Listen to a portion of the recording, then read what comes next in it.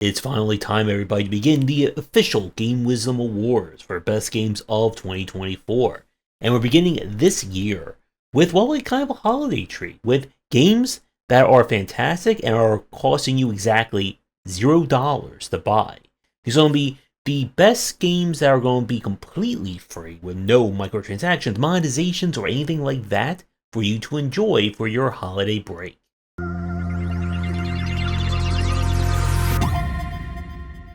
So for this category, we're going to be including fan games, mods, anything that is released as a standalone or full conversion package that, again, is completely free to play and own. And we don't really do a lot of these kinds of games here on the channel, simply by the virtue that we have so many indie games to play and cover that it's sometimes hard to find the time to play more like total conversion mods because the space has grown quite huge over the past 20 years. And for people watching, if you want to see me cover more, Doom mods, Quake mods, anything like that that are interesting and unique, let me know, because it is something I would love to get into. It's just finding the time and hoping that there's interest in it. For this year, we have 4 entries I want to give a shout out to, starting with Psycutlery. This is a 2D platformer that is pretty much like a textbook example of good 2D platforming design. What the developer did was every single level in the game is unique in some way, shape, or form.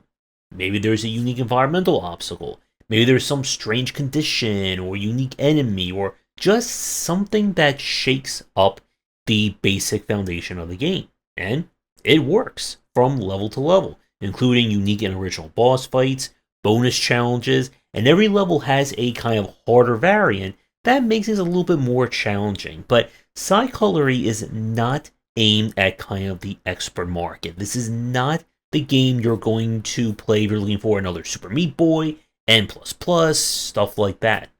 But calling it a really solid, like, textbook example of 2D platformer is a really good comparison to this game because it just hits all the right notes of what makes a very amazing 2D platformer. And this is a great game, I would say, to study if you're looking for inspiration in terms of how many different varieties of platformer you can fit into a singular game.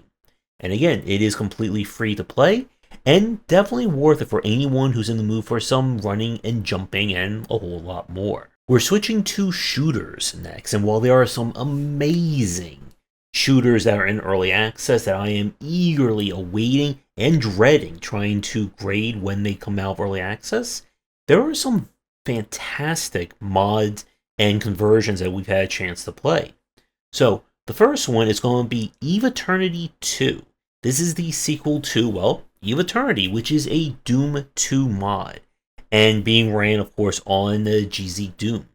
This is just once again, like a collection of some fantastic shooter design, again, built on the backbone of Doom. But this does not play like anything that you've seen before in terms of basic Doom levels. These levels are massive, with secrets, with secret levels, new enemies, and if you're someone like me who hasn't really delved into the Doom modding scene, this is a great way to get started because it does a lot in terms of pushing the basics of Doom 2, but this is not like a full conversion mod of Doom 2, and there are lots of them out there. What you'll get is a very challenging and very diverse set of maps that will test anyone who considers themselves versed in the boomer shooter likes of Doom, including an original boss fight at the end, and just some very phenomenal and unique set pieces.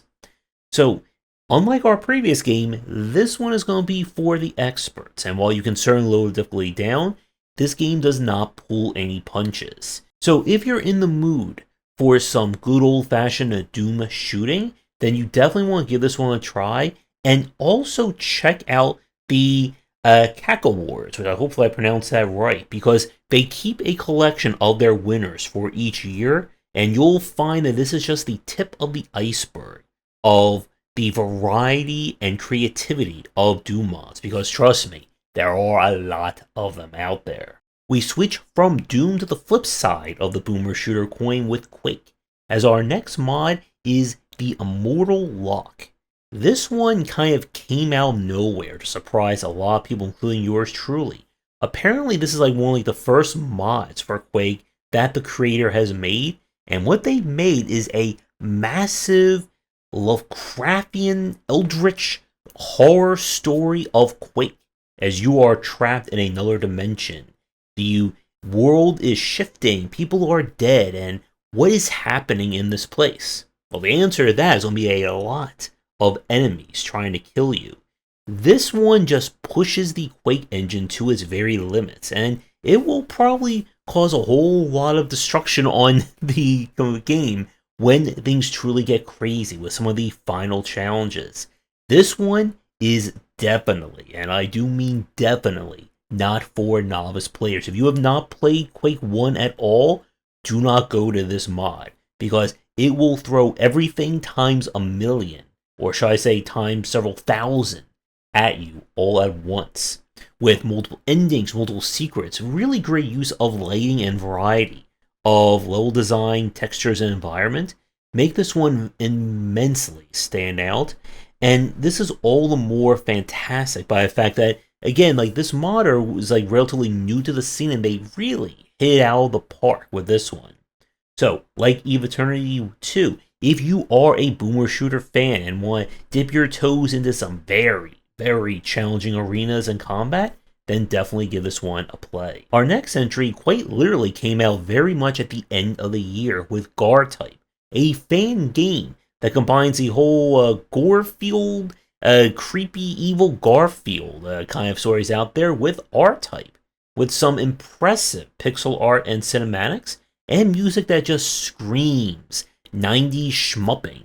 It is a fantastic and very, very short game as well. It's still completely free, and if you're in the mood for some, again, schmupping, and maybe you just don't like Mondays, then it is definitely worth a play for you. For the final entry, we have a game to a genre that I am definitely not the best in, and will not be able to offer you any pro tips, and that is racing, with Dr. Robotnik's Ring Racers. While this game from the outside looks like just a simple Mario Kart reskin with Sonic and stuff like that, this is anything but. This is an incredibly technical, challenging, and well-designed kart racer. You know you're going to be in for some trouble when the tutorial is about 30 minutes long, and that's just the beginner tutorial. There's still a moderate and expert level tutorial on top of that. This is a just massive and well-executed take on the kart racer. This is a game that does not pull its punches in any way, shape, or form. You don't have to worry about rubber band difficulty because the AI will just stomp you into the curb and then drive away and lap you a few times in the process.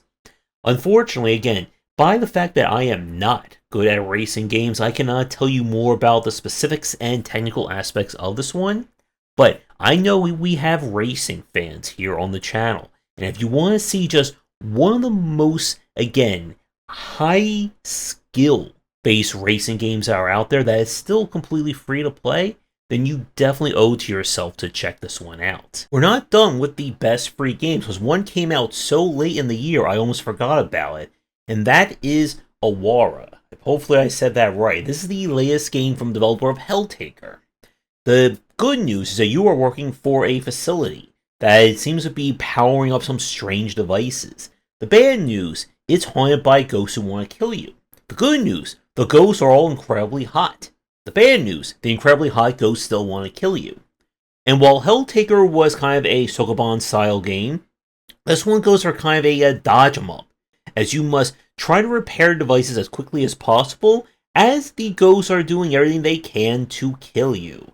And as the game goes on, more and more patterns and ghosts all come together to try and mess with you, with some very crazy patterns and bullets to dodge. It can be a little bit on the trickier side, especially if you're trying to play this on the highest difficulty, but the charming art style continues to help kind of soften the blow of defeat, and it's a very different take, but still challenging in its own right.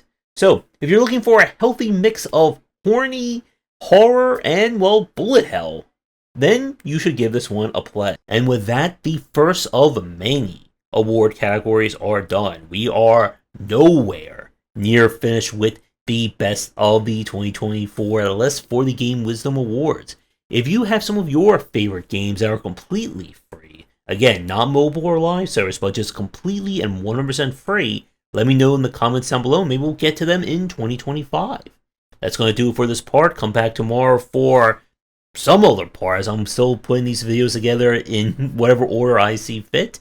Thanks for watching, and see everyone next time. Thanks for watching, and a special thank you to our Patreon supporters. If you enjoyed the video, do the YouTubing stuff, be sure to visit our Discord and Patreon, and you're interested in more in my thoughts on design, check out my game design books.